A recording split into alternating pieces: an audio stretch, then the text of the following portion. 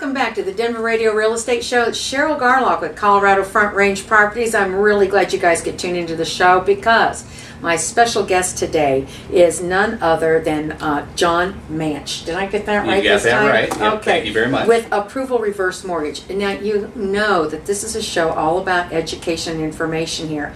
And of course, yes, I'm one of the illustrious baby boomers out there. And like so many other baby boomers, we are looking at getting older, and we want to make sure that we are able to stay in our homes. And I really wanted John to come on the show today to share some information with you about reverse mortgages, because there's been a lot of misinformation about reverse mortgages, and you get these commercials from time to time on the TV. You guys see those all the time there, and you're not sure about them. And you may not be sure about them because, I hate to tell you this, but here's the honest to God truth. Sometimes your adult children don't want you to know so much about them.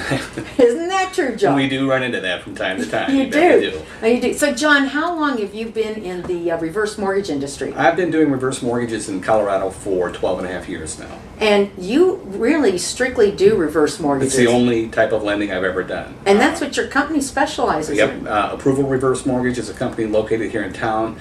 We've got about 8 or 9 loan officers now, and we all focus strictly on reverse mortgages. All right, now I want to tell you, there's a reason that's really important to you, because a lot of different lenders or loan companies, mortgage companies out there, call it what you want, will offer reverse mortgages, but that does not really mean that's what those loan officers really specialize in.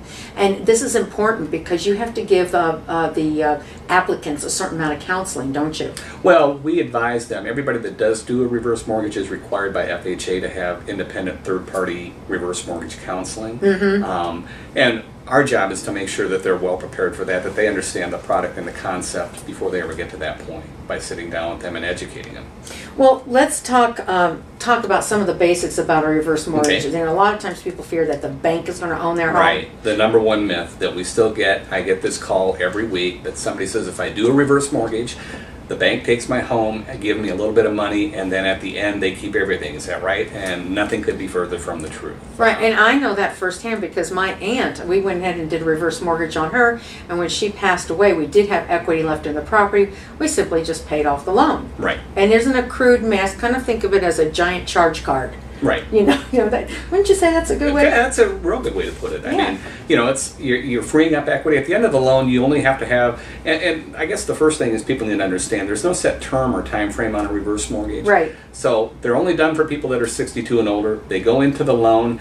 Nobody can tell them that they have to be done in 15 or 30 years like a traditional mortgage is. Right. But at the end of the loan, and the loan comes due and payable once they are out of that home permanently, meaning they have moved, sold, or passed away. Right. And at that time, usually the property is sold, the reverse mortgage gets paid off, just like a normal mortgage would. Right. And the remaining equity is for the heirs or the estate, however they want that to go. Now let's tell everyone too also, John, why you might want to consider a reverse mortgage, because I know for me it would be income. Yeah, and it is probably the number one use of a reverse mortgage is to settle debt. And whether that means paying off an existing mortgage or paying off other credit card bills or medical bills, that's usually the number one use. And then our next is creating more income. And a lot of times that's done simply by settling debt, so you're increasing your cash flow. But people can set up a reverse mortgage to take a stream of income out of it. They can take money lump sum. They can leave it in a line of credit and draw it as they need it, or they can do any combination of those things. You definitely need to talk with John about this, because there are different options for you out there. If you're looking at, oh gosh, I can't afford my home, I can't stay in this home any longer here, this is an option. And let me tell you something for the adult children. If you don't look at this as an option, they don't have enough cash in the bank, shall we say, to take care of all of their needs, just open up that extra 5th bedroom in your house, because that's where they're going to move to. That's right. I know my children are really excited about that opportunity. Yeah, I'm sure they are. So anyway, so let's talk a little bit about how somebody might use a reverse mortgage to purchase a property, because I run into this a lot, John, where I get people who they've been in their homes for a long time. Right. They raised their kids there, and they paid off that 30-year mortgage a long time ago there, and they are used to it, and they've really got some emotional ties to it there, and it's just the whole moving thing, and they don't like moving. They don't want to do this over and over. How do they use this to buy their next home? it's a really powerful tool, and a lot of people are not aware of what they can do as far as using a reverse mortgage as a purchase vehicle. And let me give you a scenario I've actually got this going on right now. Good. We got a couple here in Denver area, and it was a husband and wife. I did a reverse mortgage for them on their home 4 years ago. Now, unfortunately, the husband passed away last year. I got a call from their daughter just about a month and a half ago. The mother doesn't want to stay in that big of a home any longer. Right. She wants and that to downsize. frequently happens. Yeah, and so she wants to downsize into a smaller condo. What they're going to do is sell her home, pay off the reverse mortgage automatically when that transaction happens. She's going to net out about $70,000. At her age, that $70,000 will allow her to buy a $150,000 condo. She puts down the $70,000. The reverse mortgage kicks in and picks up the other $80,000. She's in the condo she wants. She no longer has a mortgage payment, and she stays there as long as she wants to. Oh, that is really, really, really ideal there. Now, let's also mention, we get a lot of situations, I certainly encounter, where a lot of people have homes that still have loans on them. Right. And like they think that they're not eligible because they think the property needs to be free of any debt. Right. That's not true. No, it's not true. And like I said earlier, their number one use of a reverse mortgage is usually to settle debt, and that means getting rid of the existing mortgage.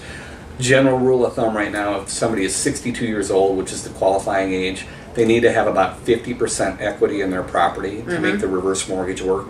The older they are, a little bit less they would have to have as they continue to get older, because the older they are, the more money we're able to free up for them. But I get it both ways. I have people say, well, I can't do a reverse mortgage because I have an existing mortgage on my home. Right. No, you can. I also have people that call me and say, well, I can't do a reverse mortgage because my home's free and clear. And No, you can. You can. So, it's just running the numbers to make sure that it works and make sure that, they can get into the loan. Well, I will tell you guys, this is really an opportunity not to be missed here, especially if you're, tight on money. And even when you're not tight on money, it sometimes makes a lot of sense. You can actually use a reverse mortgage, I kid you not, to also actually take the lump sum and buy investment property. I've had people do that as well. I've got people that have taken the lump sum option on a property that was free and clear and bought a second home, a small condo, either in Florida or Arizona. And now they have two homes. They come and go between the two, and they don't have to make a payment on either one. So, John, what's the phone number people can reach you at best? Best way to reach me is at 303-748-7703. Absolutely. Now visit us at denverrealty.com if you'd like to go ahead and hear a replay of this podcast here today or this radio show. It shows up as a podcast there. We'll be right back with more from the Denver Radio Real Estate Show if you're looking for your accurate method of finding that next home. We'll be right back.